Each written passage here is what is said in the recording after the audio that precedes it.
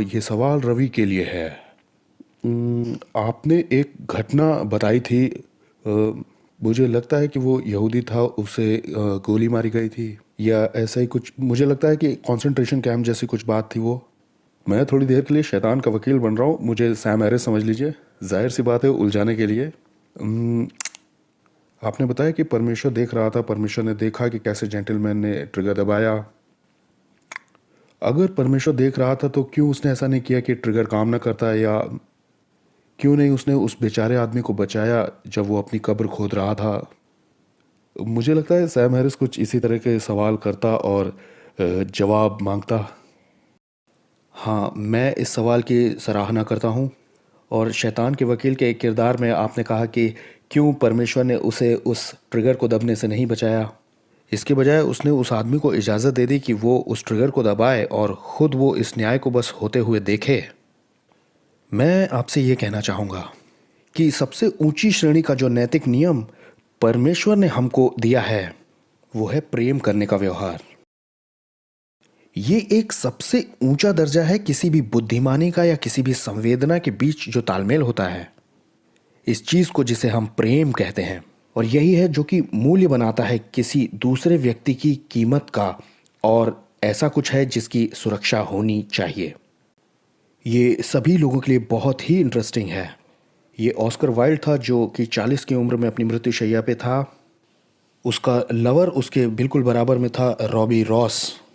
वो रॉबी की ओर घूमा और उसने कहा, क्या तुमने उन छोटे लड़कों में से किसी एक को भी इसलिए प्यार किया क्योंकि वो वैसा प्यार चाहते थे? ये एक हैरत अंगेज कर देने वाला सवाल था जो कि एक रसभोगी सुखवादी आदमी ने पूछा था जब वो अपने डेथ बेड पे था 40 की उम्र में। उसने कहा, रॉबी तुमने उन लड़कों में से किसी को इसलिए प्यार किया क्योंकि उनकी मर्जी थी? रॉबी ने कहा, मैं कह नहीं सकता कि मैंने ऐसा किया है। उसने कहा, मेरे लिए एक सेवक को बुलाओ। एक सेवक को लाया जाए मेरे लिए। और उसकी एक शानदार कविता है the ballad of Reading jail, और उसमें ऑस्कर वाइल्ड ने कहा है, सिर्फ मसीह ही है उतना बड़ा जो कि उसके दिल को साफ कर सके और उसे माफ कर सके जो कुछ उसने किया। जिस पॉइंट को वो भोगवादी व्यक्ति भी समझ पाया वो ये था कि मजे लेने में भी किसी की अहमियत और प्रेम सबसे ऊपर मायने रखती है, जिसे कि संभाल के रखा जाना चाहिए। आप कभी प्यार को पा नहीं सकते जब तक कि उसमें स्वाभाविक बुराई ना हो, किसी की स्वतंत्र इच्छा की। आपके पास प्यार नहीं हो सकता जब तक उसमें अपनी मर्जी की आज़ादी ना हो। अगर आप किसी मशीन के द्वारा मजबूर किए जा रहे हैं किसी फैसले को लेने के लिए, तो आप प्रेम नहीं कर सकते।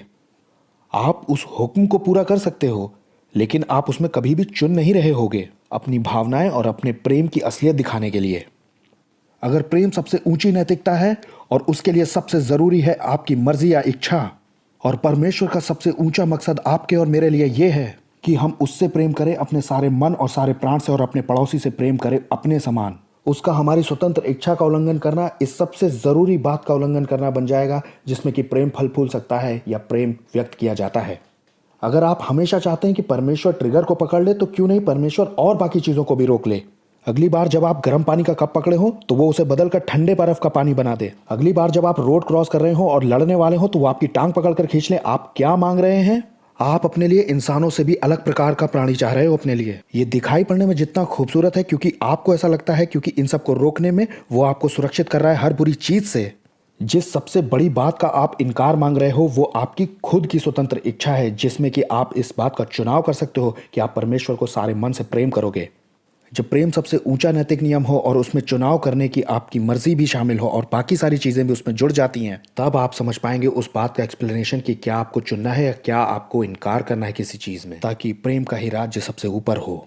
लेकिन अगर आप कोई चाबी भरे हुए जैसा आज्ञा पालन या कोई मशीनी हिसाब किताब चाहते हो तो आपका सवाल अपने आप को खुद ही नष्ट कर देगा, क्योंकि आप ये सवाल तब पूछ पा रहे हो क्योंकि आप पूछने के लिए से स्वतंत्र हो। आप पूछने के लिए स्वतंत्र हो क्योंकि आप प्रेम करने के लिए स्वतंत्र हो। और जब आप उससे प्रेम करते हो इन सारी बुरी और विपरीत चीजों के बावजूद जो हम चारों ओर देखते हैं, तब आप उसकी बुद्धि और उसके ज्ञान पर भरोसा कर रहे हो, जिसके द्वारा वो कोई बड़ा पैटर्न पूरा करेगा इन सब बातों से।